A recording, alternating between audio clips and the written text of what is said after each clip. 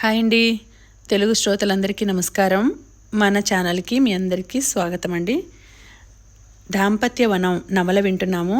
రచన శ్రీమతి ఎద్దనపూడి సులోచనారాణి గారు. ఇక ఆలస్యం చేయకుండా మనం కథలోకి వెళ్ళిపోదామండి. వీడియో చూసిన వెంటనే లైక్ చేసి షేర్ చేసి మన ఛానల్ని తప్పకుండా సబ్స్క్రైబ్ చేసుకోండి. బెల్ ఐకాన్ యాక్టివేట్ చేసుకోండి. బిజ్జుకి ఇదేదో కొత్త విషయంలా ఉంది. హైదరాబాద్లో ఇల్లు లేదు, ఇక్కడ సొంత ఇల్లు, అందులో ఉండి తమ బ్రతుకు తాము బతకవచ్చునని ఆశపడ్డారు. ఈ ఊర్లో అక్కడికంటే చెప్పలేని ఇబ్బంది అయిపోయింది. ఊరిలో అందరికీ తన మాటే కబురైపోయింది. వద్దన్నా ఇంటికి వస్తారు, వేళాకోళంగా ఏదో ఒకటి అంటారు. బిజిలీ మనసు బాధపడుతుంది. బిజిలీ ఇదంతా చిన్నబాబుకి చెప్పలేదు, లోపల బాధపడసాగింది. మర్నాడు ఊరి పూజారి పటేలు వచ్చారు. సమయానికి చిన్నబాబు ఇంట్లో లేడు. బిజిలీ 400 రూపాయలు తెచ్చి చిన్నబాబు ఇమ్మన్నట్లు ఇచ్చింది. ఆ డబ్బు చూడగానే వారి ముఖాలు విప్పారినాయి. చిన్నబాబు గారెక్కడా అని అడిగాడు. ఇంట్లో లేరు అని చెప్పింది. వాళ్ళు పిల్లని తీసుకురమ్మని చూశారు. అదృష్టవంతురాలు అని పొగిడారు. బిజిలీకి మనసంతా ఆ మాట వినగానే ఆనందంతో పారవస్యం చెందింది. బిజిలీ కోరుకున్నది అదే, తన కూతురు అందరి చేత గౌరవంగా చూడబడాలని, తండ్రిలాగానే మన్నన పొందాలి. వాళ్ళు వెళుతుంటే లోపలికి వస్తున్న రవిచంద్ర ఎదురయ్యాడు. అతని చేతిలో తుపాకీ ఉంది. ఉబుసుపోక అతను అది పట్టుకుని అడవిలోకి వెళ్ళి తిరిగి వస్తుంటాడు. పూజారి పటేలు రవిచంద్రకి అతి వినయంగా నమస్కారం పెట్టి వెళ్లారు.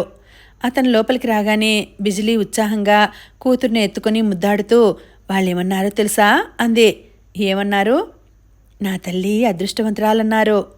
కాదని ఇప్పుడు ఎవరన్నారు? నవ్వుతూ అడిగాడు. మనం అనుకోవడం కాదుగా, ఎదుటివాళ్ళు ఒప్పుకోవాలి. రవిచంద్ర తుపాకీ పక్కన పెట్టి కూతుర్ని తీసుకుని ఎత్తుకున్నాడు. ఎందుకు వచ్చారు వాళ్ళు? కూతుర్ని ముద్దాడుతూ అడిగాడు. బిజిలీ చెప్పింది. రవిచంద్ర ఆశ్చర్యంగా చూశాడు. ఏమిటి, 400 రూపాయలు ఇచ్చావా? అంత డబ్బు నీకెక్కడిది? నీ వస్తువులు తాకట్టు పెట్టి తెచ్చాను. వాళ్ళు మీ దగ్గరికి చందాకి వచ్చారు, లేదంటే ఏం బాగుంటుంది? ఎందుకు బాగుండదు? మీరు ఇదివరకు ఇచ్చేవాళ్ళు, ఇస్తే గాని వాళ్ళు గౌరవంగా చూడరు. చూడకపోతే ఏమవుతుంది? నేను ఇదివరకు బ్రతికిన బ్రతుకు నాది కానే కాదు. మా నాన్న కొడుకుగా ఇక్కడికి వచ్చేవాడిని. నా జేబులో ఆయన ఇచ్చిన డబ్బు ఉండేది. ఎంత కష్టపడితే ఆ డబ్బు వస్తుందో నాకు తెలిసేది కాదు. ఇవ్వటమే నా అలవాటు అన్నట్టు ఇచ్చేవాడిని. ఇప్పుడు వేరు బిజ్జు, నేనుగా బతుకుతున్నాను. నా దగ్గర డబ్బు లేదు. డబ్బు లేని వాళ్ళు లేనట్టే కనిపించాలి. అది మొదట్లో బాధగా అనిపించినా అలవాటైపోతుంది. డబ్బు లేకుండా ఉన్నట్టు నటించడం కంటే నరకం ఇంకోటి లేదు. డబ్బు లేదని చెప్పేసేవాడిని. వాళ్ళు నన్ను గౌరవించకపోతే నాకేం పోయింది? నన్ను కూడా మామూలు వ్యక్తిగా చూసేవాళ్ళు, అంతేగా. మనిషి తన ఎదురుగా ఉన్న మనిషిని సాటి మనిషిగా చూడటం కంటే హాయి ఇంకేదీ లేదు. తనకంటే గొప్పవాడంటే ఈర్ష్యపడటం కానీ, తనకంటే అధముడు అంటే నీచంగా చూడటం కానీ ఉండవు. నేనిప్పుడు పేదవాడిని. ఆ సత్యం వాళ్ళకి ఎంత బాగా తెలిస్తే అంత మంచిది. ఇంకోసారి మన దగ్గరకు రారు. బిజ్జు, ఈ ప్రపంచంలో ప్రతి మనిషి నిజాయితీగా నిర్మోహమాటంగా బలపడడంలో ఎంత హాయి సుఖం ఉన్నాయో ఎవ్వరికీ తెలియదు. లేని తాహతు కోసం అబద్ధాల మేలి ముసుగులో బ్రతకాలని చాలామంది చూస్తారు. ఎదుట వాళ్ళని వంచిస్తున్నాం అనుకుంటారే తప్ప తమకి తాము చేస్తున్న ఆత్మవంచనని గమనించరు. మనం బీదవాళ్ళం, మనకి డబ్బు లేదు. ఇదేం నేరం కాదు. ఇది నువ్వు బాగా గుర్తుపెట్టుకో, ఖచ్చితంగా చెప్పేశాడతను. బిజిలీ కొత్త విషయం వింటున్నట్టుగా చూసింది. ఇంతలో కోటయ్య లోపలికి వచ్చాడు. బాబూ, మీకోసం ఎవరో వచ్చారు అన్నాడు. అప్పటికే అతని వెంట బక్కపల్చగా పొట్టిగా ఉన్న ఒక వ్యక్తి లోపలికి వచ్చాడు. రవిచంద్ర ఆయనను చూడగానే, మీరా, భజగోవిందరావు గారు, రండి రండి అంటూ సగౌరవంగా ఆహ్వానించాడు. భజగోవిందరావు లోపలికి వచ్చాడు. ఆయన ఆ ఇంటిని కళ్ళారా చూస్తున్నట్టు తల అటూ ఇటూ తిప్పుతున్నాడు. రవిచంద్ర ఆయనని కూర్చోమని కుశల ప్రశ్నలు అయిన తర్వాత, ఇదిగో నా భార్య బిజిలీ అంటూ చూపించాడు. నా కూతురు అంటూ కూతుర్ని అందించాడు. ఆయన పిల్లని ఎత్తుకొని మళ్ళీ అందిస్తూ, ఎక్కడో రాజరికం అనుభవించాల్సిన పిల్లకి ఈ కర్మ పట్టింది అన్నాడు. ఇప్పుడేమైంది? ప్రతి చిన్న పిల్లకి తల్లి తండ్రి ఇల్లే, ప్రేమే ఒక పెద్ద పట్టాభిషేకం అన్నాడు. భజగోవిందరావు కళ్ళజోడు సవరించుకుని బిజిలీని పరిశీలనగా చూశాడు. ఈ అమ్మాయా నీ భార్య అన్నాడు. అవును అన్నాడు రవిచంద్ర. మీ అమ్మకి నాన్నకి అస్సలు ఇష్టం లేదు కదూ? వాళ్ళకి నేను చేసిన ఏ పని ఇష్టం ఉండదు. వాళ్ళు చేసే పనులు నాకు ఇష్టం ఉండవు అన్నాడు. ఆయన ఆ పూట ఉండిపోయాడు. బిజిలీ వంట చేసింది. ఇద్దరికీ భోజనం వడ్డించింది. ఆయన భోజనం తింటూ అబ్బా, వంట రుచిగానే ఉంది అంటూ మెచ్చుకున్నాడు. భోజనం చేసిన తర్వాత రవిచంద్ర ఆయన ఇద్దరూ టేబుల్ దగ్గర కూర్చొని పాతకాలపు దస్తావేజులు విప్పి అవి చూస్తూ ఏవేవో చాలాసేపు మాట్లాడుకున్నారు. మనం కేసు గెలవడం ఖాయం. ఈ ఇంటిలో నీకు భాగం ఉంది, ఏమాత్రం సందేహం లేదు అన్నాడు ఆయన. అవతల గదిలో మంచం మీద కూర్చొని రవిచంద్ర రాక కోసం వేచి చూస్తున్న బిజిలీ ఈ మాట వినగానే అమ్మయ్యా అనుకుంది.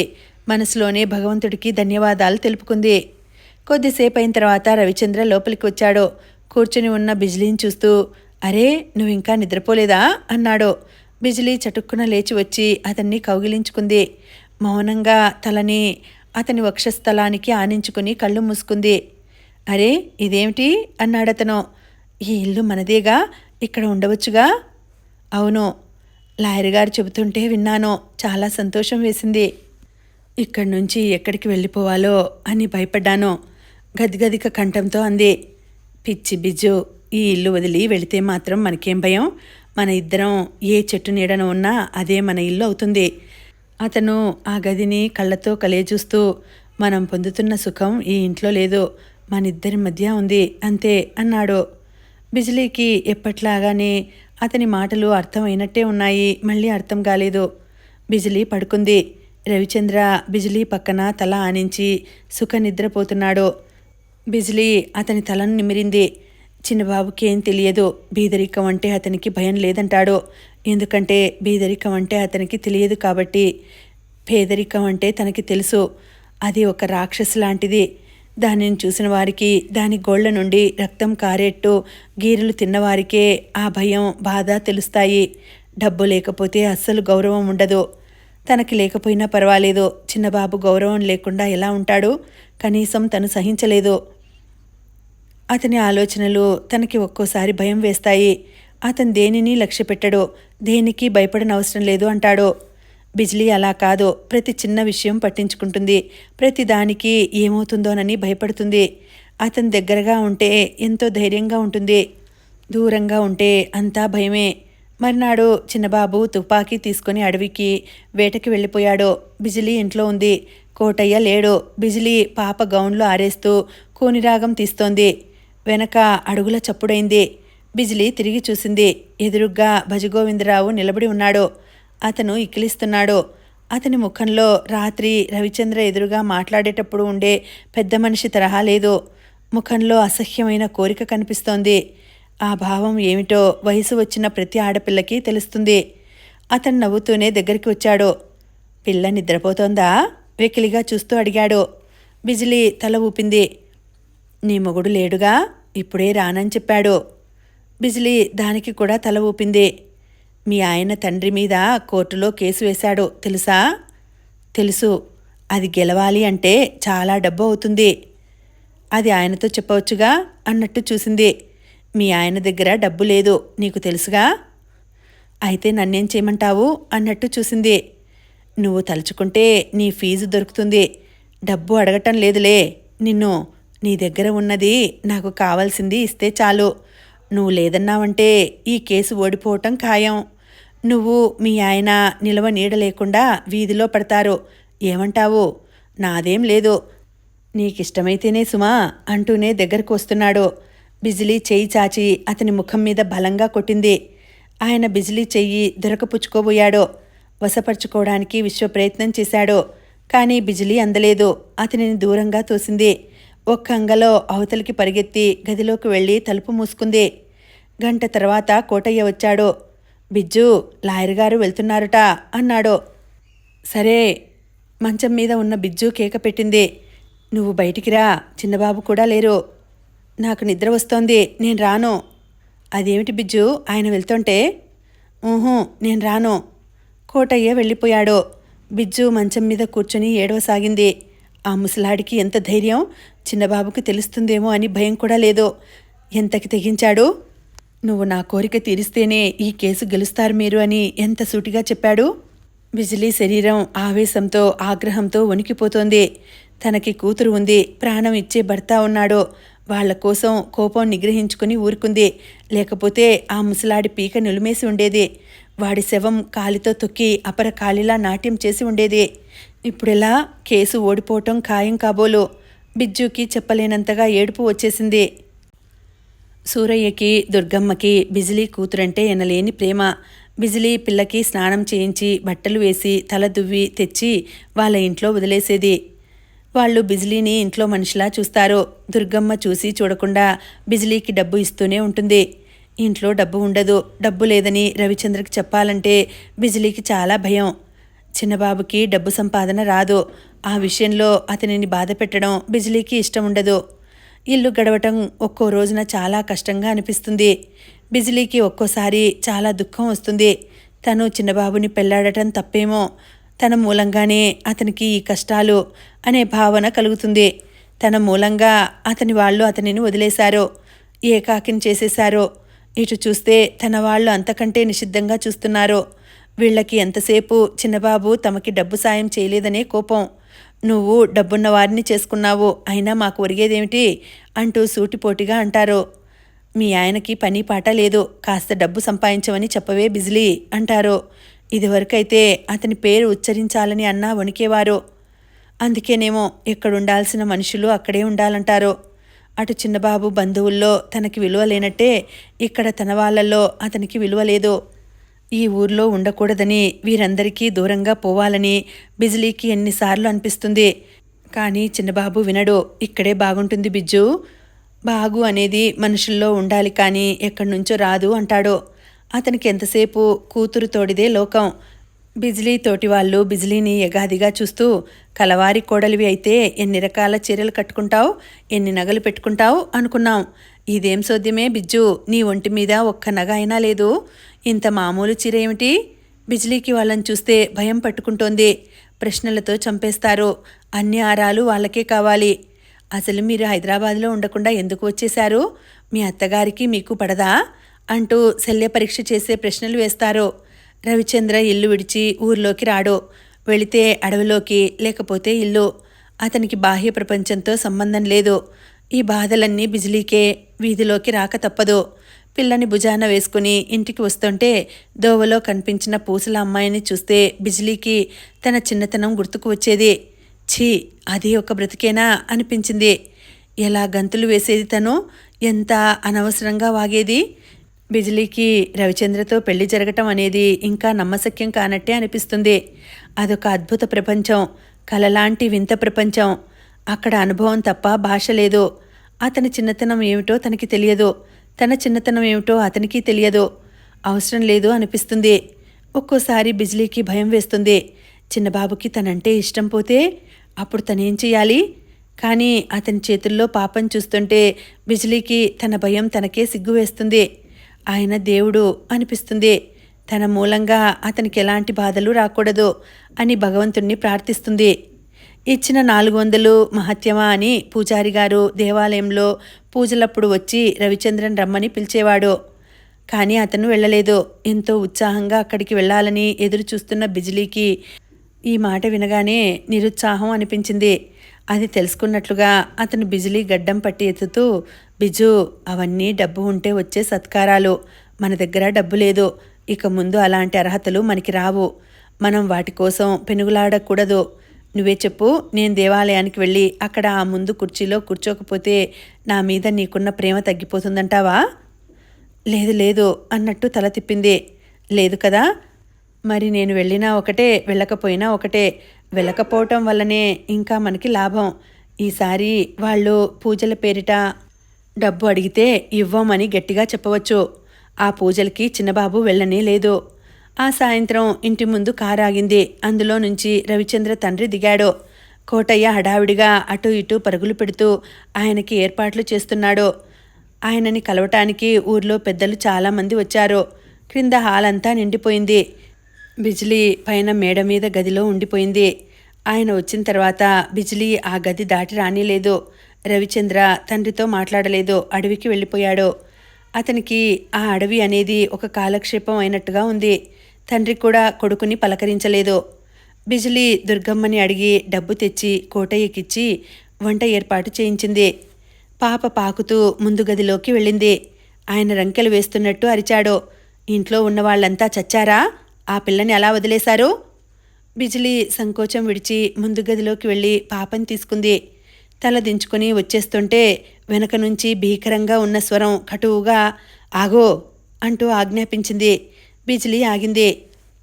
వాడిని పెళ్లి చేసుకున్నావో, నీ వాళ్లలోకి తెచ్చావో, వాడి ఒంటి నిండా ఇన్ని పూసల పేర్లు వేసి వాడిని బైరాగిని చేయకుండా ఇంకా ఇక్కడే ఉన్నావే? బిజిలీ మాట్లాడలేదు. నువ్వు చాలా గొప్ప పని చేశావని విరవీగుతున్నట్టున్నావు. ఇది ఇంకా ఎన్నాళ్ళలో దాగని ముచ్చట అని తెలుసుకో. మీ అంతు తేల్చటానికే నేనిక్కడికొచ్చాను. నీకు ధైర్యం ఉంటే వాడితో ఈ మాటలు చెప్పు. బిజిలీ లోపలికి వచ్చేసింది. ఎందుకో గాని కాళ్ళు వణికిపోతున్నాయి. ఆయనలా ఎందుకు రంకెలు వేస్తున్నాడు? తనేం తప్పు చేసిందని? తను చిన్నబాబుని పెళ్లి చేసుకుంది అనా? ఎంత పొరపాటు! ఆయనకి తెలియదేమో. తను కోరకుండా, తను అడగకుండా చిన్నబాబు తనకి ఈ వరం ఇచ్చాడు. అతనితో తను సుఖంగా ఉంది. తమకి ఒక పాప కలిగింది. తామిద్దరినీ సుఖంగా ఉండకుండా వీళ్ళందరి గొడవేమిటి? వీళ్ళకేమని జవాబు చెప్పాలి? ఎవ్వరూ ఒక్కరు కూడా చిన్నబాబు దగ్గర నోరెత్తరు.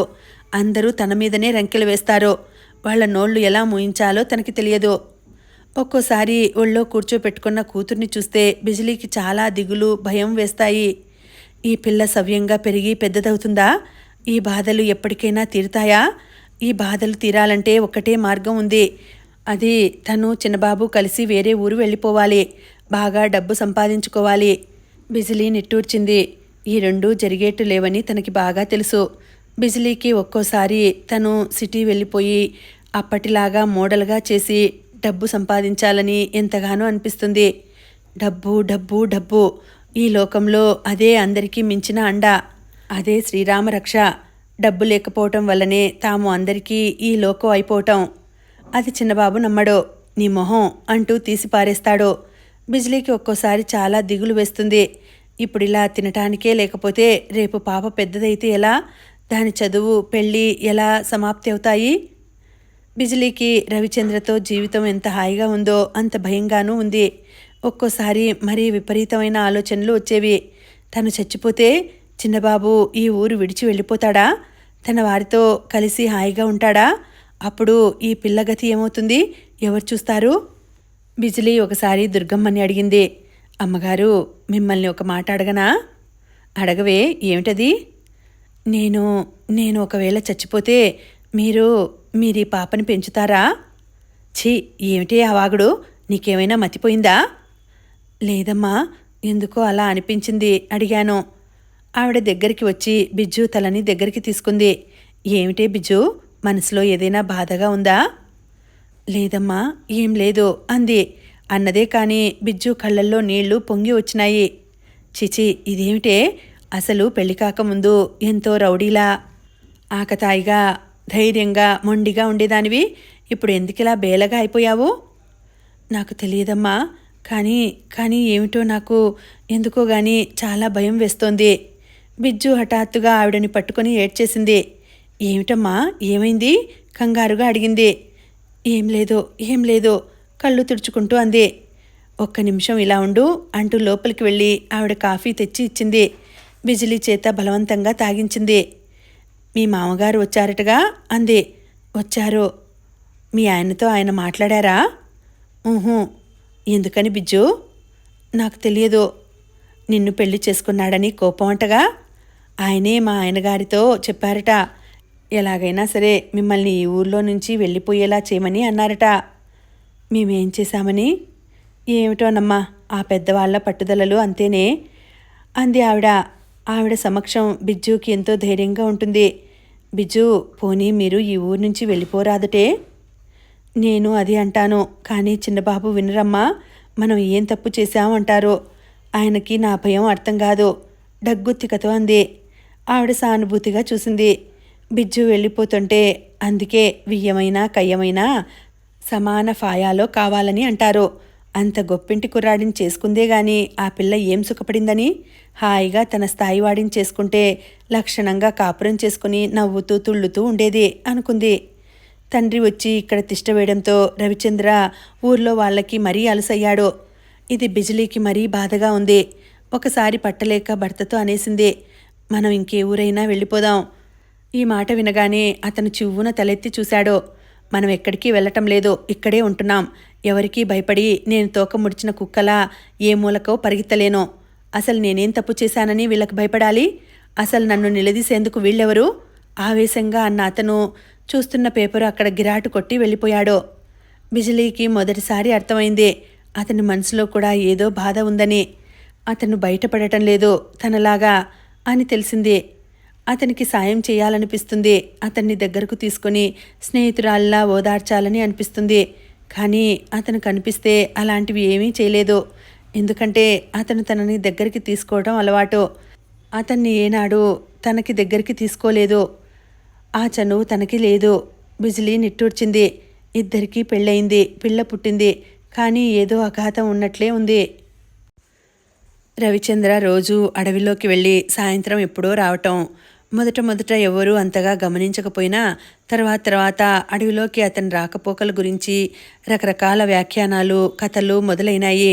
కొంతమంది అతను అడవిలో దొంగల ముఠా ద్వారా వ్యాపారం చేస్తున్నాడని అన్నారు. మరికొంతమంది అక్కడ ఇంకో అమ్మాయి ఉందని, ఆమెతో కాపురం చేస్తున్నాడని అన్నారు. కోటయ్య బిజిలీని అడిగాడు, రోజు అక్కడికి వెళ్ళే పని ఏముంది? నాకు తెలియదు అంది బిజిలీ. పోనీ వేటకి అనుకుందామా అంటే సాయంత్రం ఆయన వచ్చేసరికి చేతిలో ఏమీ ఉండవయ్యే. అయినా రోజు వేట ఏముంటుంది? నాకు తెలియదు, అడుగుతాను అంది. కానీ బిజిలీకి అతన్ని అడిగే సాహసం మాత్రం ఏమాత్రం లేదు. బిజిలీకి కూడా భర్త అడవికి వెళ్ళి ఏం చేస్తున్నాడు అనే ఆరాటం ఎక్కువ అవుతుంది.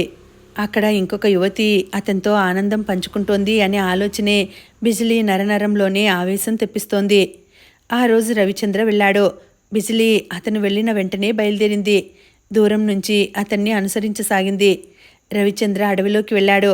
అక్కడ చదునుగా ఉన్న చోటున రాళ్ళు రకరకాలువి గుట్టగా పడి ఉన్నాయి. అతను అక్కడికి వెళ్ళగానే తుపాకీ పక్కన పెట్టాడు. షర్టు విప్పి అక్కడున్న కొమ్మకి తగిలించాడు. బిజిలీ ఊపిరి బిగబట్టి చూస్తోంది. అతను చెట్టు మొదల్లో పెట్టిన ఉలి సుత్తి తీసుకుని వచ్చాడు. అక్కడున్న రాయిని తీసుకుని టంగున కొడుతూ చెక్కసాగాడు. ఆ ఉలి చప్పుడు అడవిలో మారుమ్రోగుతోంది. అతను ఎండలో కూర్చొని చెక్కుతున్నాడు. ఒంటి నిండా చెమటలు దిగకారుతున్నాయి. అతనికి టైం తెలియటం లేదు. ఆ రాతిని చెక్కటమే ధ్యేయంగా కూర్చున్నాడు.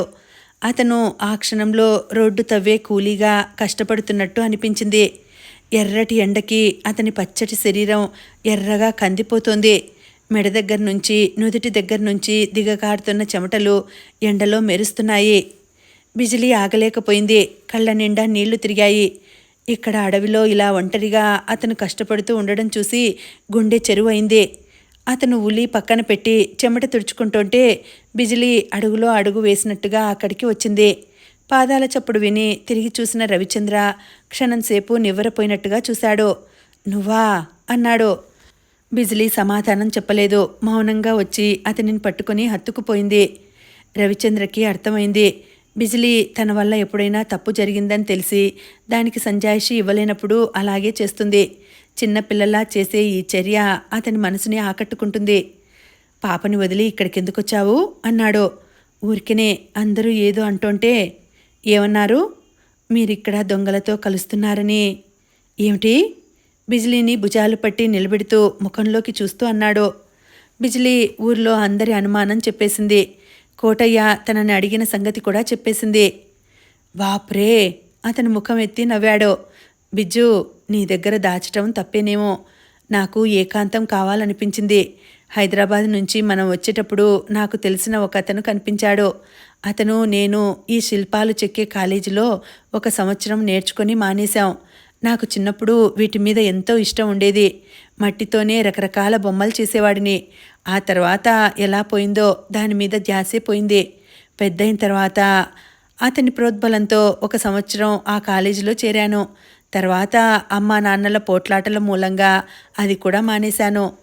మొన్న అతను కనిపించాడు. అమెరికాలో పిట్స్బర్గ్లో దేవాలయం కడుతున్నారట. ఆ ఆవరణలో పెట్టడానికి బొమ్మలు కావాలని అన్నాడు. డబ్బు బాగా ఎక్కువ వస్తుంది. నాకు ఎటూ డబ్బు చాలా అవసరం. నేను అంగీకరించాను. ఈ బొమ్మలకి తగిన రాయి ఈ అడవిలో దొరుకుతుందని నాకు తెలుసు. నేను ఇక్కడ పని ప్రారంభించాను. ఒక బొమ్మ తయారు చేసి హైదరాబాద్ వెళ్లే లారీలో చెక్క పెట్టెలో పెట్టి పంపించాను. బహుశా ఆ పెట్టె చూసి అందరికీ అనుమానం వచ్చి ఉంటుంది. ఎవరికైనా అనుమానం వస్తే నా వెంట వచ్చి చూస్తే పోయేది కదా. ఎందుకో ఈ కట్టుకథలు అన్నాడు. బిజ్జుకి చాలా ఆనందంగా, మనసంతా తేలికగా అనిపించింది. బిజ్జు, కొద్ది రోజులు ఓపిక పడితే మన బాధలు తీరుతాయి. మనకి దరిద్రం ఉండదు. మన పాపని మనం చక్కగా ఏ సిటీలో ఉంచో చదివించుకోవచ్చు. అంతవరకు నువ్వు ఎవరు ఏమన్నా పట్టించుకోకుండా ఉండటం నేర్చుకోవాలి. ఉంటావు కదూ? బిజిలీ ఉంటానని తల ఊపింది.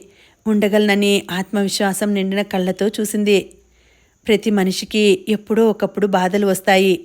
అవి భరించటం నేర్చుకోవాలి. బాధలు ఎల్లకాలం ఉండవు. వాటిల్లోంచి ఎప్పుడో సుఖం అనే పువ్వు విరుస్తుంది. పద వెళదాం అన్నాడు. ఇద్దరూ కలిసి వచ్చారు. ఆ రోజు బిజిలీకి చెప్పరానంత ఆనందం కలిగింది. తను అనవసరంగా బెంబేలు పడిపోయింది. చిన్నబాబు డబ్బు సంపాదించలేడని అనుకుంది. తను జీవితం గడపడం దుర్భరమేమో అని భయపడింది. చిన్నబాబు డబ్బు సంపాదించే మార్గమే చూస్తున్నాడు.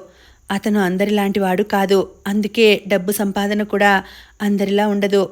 కొద్ది రోజులు ఓపిక పడితే మన బాధలు తీరుతాయి. అతని మాటలే మాటిమాటికి గుర్తుకొస్తున్నాయి. బిజ్జుకి వెర్రి ఆనందం కలుగుతోంది. బిజ్జు మర్నాడంతా కలల్లో తేలిపోతున్నట్టే ఇంట్లో తిరుగుతోంది. రవిచంద్ర ఉదయం భోజనం చేయగానే వెళ్ళిపోయాడు. బిజిలీ పాపకి నీళ్లు పోసి నిద్రపుచ్చింది. ఇల్లంతా సర్దింది. బట్టలు ఉతికింది. బట్టలు ఉతుకుతుంటే ఒకరోజు కోటయ్య కసిరిన మాటలే గుర్తుకు వచ్చాయి. బిజ్జు, నువ్వు ఇంకా బట్టలు ఉతకటం ఏమిటి? నీ బుద్ధి పోనిచ్చుకున్నావు కాదు కదా అన్నాడు. ఏం, నేను ఉతకకూడదా అంది. నువ్వు ఇదివరకు బిజిలీవా? ఇప్పుడు చిన్నబాబు భార్యవయ్యే. నలుగురు చూస్తే ఏమంటారు? అప్పటినుంచి బిజిలీ పెరట్లో కాకుండా లోపల స్నానాల గదిలో ఉతికేది. నాకు చేతనైంది చేస్తే తప్పేమిటి? హైదరాబాదులో ఆడవాళ్లు ఎంతమందో ఉద్యోగాలు చేసి డబ్బు తెచ్చి మగుళ్ళకి ఇస్తారో. నాకు అది చేత కాదు. వాళ్ళంటే చదువుకున్న వాళ్ళయ్యే. నాకు చేతనైనది ఇది. నేనిట్టా సాయం చేసి డబ్బు ఆదా చేస్తాను అనుకునేది. బిజిలీ తలంటి పోసుకుంది. భోజనం చేసింది. కుట్టుకుంటూ కూర్చుంది. ఇట్టే సాయంత్రం అయింది. క్రింద మామగారిని కలవటానికి పూజారి, పటేలు వచ్చారు. వాళ్ళు వస్తే ఒకటే తాగుడు. కోటయ్య గ్లాసులు నింపుతూనే ఉంటాడు. బిజిలీకి వాళ్ళని చూస్తే అసహ్యం. బిజిలీ లేచి దీపాలు వెలిగించింది. క్రింద నుంచి మామగారి కంఠంతో పూజారి నవ్వులు కలిపి వినిపిస్తున్నాయి. డబ్బాలో రాళ్లు పోసి గలగలలాడించినట్టే ఉంటాయి ఆ నవ్వులు. చిన్నబాబు అడవి నుంచి ఇంకా రాలేదు. బిజిలీ వెళ్ళి వంట చేసి గిన్నెలు మూత పెట్టింది. చిన్నబాబు రాగానే స్నానం చేయటానికి వేడినీళ్లు సిద్ధంగా ఉంచింది. చిన్నబాబు రావటం ఈరోజు ఎందుకో ఆలస్యమైంది. ఒక్కో రోజున అలాగే అవుతుంది. అలాంటప్పుడు అతను ఎంతో అలసటగా వస్తాడు. మాట్లాడే ఓపిక కూడా లేనట్టు ఉంటాడు. బిజిలీ అతని పరిస్థితి అర్థం చేసుకున్నట్లుగా అతనిని ఇక మాట్లాడించదు. అది అతనికి ఎంతో హాయిని కలిగిస్తుంది. రోజు కంటే బాగానే పొద్దుపోయింది. అయినా అతను రాలేదు. బిజిలీకి ఆదుర్దా ప్రారంభమైంది.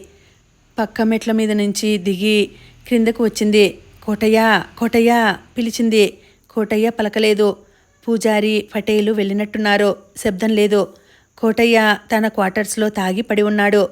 అంతటా అతి నిశ్శబ్దంగా ఉంది. బిజిలీకి ఎందుకో ఎన్నడూ లేంది ఆ నిశ్శబ్దం భయం వేసింది. మెట్లెక్కి పైకి వచ్చింది. పిల్ల నిద్రలో లేచి కెవ్వుమంది. బిజిలీ పరుగున వచ్చి పిల్లని తీసుకుంది. మంచం మీద కూర్చుని ఏడుస్తున్న పిల్లని ఒడిలోకి తీసుకొని జాకెట్ గుండీలు విప్పి పాలివ్వసాగింది.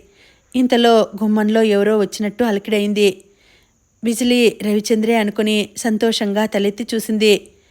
గుమ్మంలో నిలబడింది చిన్నబాబు కాదు, అతని తండ్రి. బిజిలీ ఒక్క క్షణం కంగారు పడింది. ఆయన బాగా తాగి ఉన్నాడు. మనిషి మామూలుగా లేడని తూలుతున్న అతని ఒళ్ళు ఎర్రబడిన కళ్ళే చెబుతున్నాయి. బిజిలీ చప్పున పిల్లని తీసేసి పైట కొంగు తీసి కప్పుకుంది. తాగుతున్న పాలు హఠాత్తుగా నోటికి దూరం అవ్వటంతో పిల్ల కేర్మని ఏడుపు లంకించుకుంది. ఆయన సరాసరి లోపలికి వచ్చాడు. ఈ ఇల్లు నాది కాదంటావా అన్నాడు. అనను. లోపలికి వచ్చిన అతన్ని బెదురుగా చూస్తూ అంది. నేను ఈ ఇంటి యజమానిని, అవునా కాదా? అవును ఒప్పేసుకుంది. మరి నాకు మర్యాద చెయ్యవేం? నీకంత కండకావరం ఏమిటి? వచ్చి ఇన్నాళ్ళైంది. ఒక్కరోజైనా భోజనం పెట్టావా? మంచినీళ్ళిచ్చావా? బిజిలీ మాట్లాడలేదు. పిల్ల ఒకటే ఏడుస్తోంది. కానీ పాలు ఇవ్వటానికి వీల్లేదు. బిజిలీ తలదించుకుని ఆ గదిలో నుంచి వెళ్ళబోతుంటే అతను ఆగో అంటూ అరిచాడు. బిజిలీ ఆగింది. నేనంటే నీకు గౌరవం ఉందా లేదా? ఉంది. మరి కనీసం కూర్చోమని అన్నా అనవేం? కూర్చోండి. కుర్చీ ఏది? బిజిలీ పాపని మంచం మీద పడుకోబెట్టి కుర్చీ తీసుకురావడానికి అవతల గదిలోకి వెళ్ళింది. ఆయన వెన్నంటే వచ్చాడు. బిజిలీ భయపడినట్టే అయింది. ఆయన బిజిలీ చెయ్యి పట్టుకున్నాడు. మావాడు నిన్నేం చూస్తాడు? నాతో రా, నీకు అన్ని సుఖాలు ఇస్తాను. బిజిలీ ఆయనతో పెనుగులాడింది. ఆయన ఆ క్షణంలో మనిషిలా లేడు. బిజిలీకి ఇంకా ఆయనని వారించడం అసంభవం అనిపించింది. ఎలాగో విడిపించుకుని పరిగెత్తుకు వెళ్ళి గోడకి ఉన్న తుపాకీ తెచ్చింది. మర్యాదగా ఈ గదిలో నుంచి వెళ్తావా లేదా అంది. వద్దు వద్దు, అది తీసేయి, అది ప్రాణాలు తీస్తుంది అన్నాడు. వెనక్కి తగ్గినట్టే తగ్గి మళ్ళీ హఠాత్తుగా వచ్చి బిజిలీ మీద పడ్డాడు. ఇద్దరూ పెనుగులాడారు. తుపాకీ ఆయన చేతులకే దక్కింది. ఇంతలో మెట్ల మీద పరుగులాంటి శబ్దం అయింది. క్షణంలో గుమ్మంలోకి మెరుపులా రవిచంద్ర వచ్చి నిలబడ్డాడు. అతనికి క్రిందకి అరుపులు వినిపించి పరిగెత్తుకు వచ్చినట్టు ఒగరుస్తున్నాడు. అతని కళ్ళు చాలా ఆదుర్దాగా ఉన్నాయి. బిజ్జూ అన్నాడతను. తండ్రి చేతుల్లో తుపాకీ చూడగానే గుమ్మం పట్టుకుని ఆగిపోయాడు. అతనికి బిజ్జూకి జరగబోయిన అత్యాచారం అర్థమైపోయింది. గుప్పిళ్ళు బిగిస్తూ ముందుకు వస్తూ డాడీ అన్నాడు. ఆ క్షణంలో రవిచంద్ర ముఖంలో బగ్గుమన్న ఆవేశం అతని కళ్ళని చింత నిప్పుల్లా మార్చింది. అతని ముఖం చూసి బిజిలీయే భయపడిపోయింది. రవిచంద్ర తండ్రిని చూస్తూ ఆయన వైపు 2 అడుగులు వేశాడు. ఇంకొక క్షణం ఉంటే ఏమయ్యేదో. బహుశా అతని చేతులు తండ్రి కంఠాన్ని పీక పిసికి వేసేవేమో.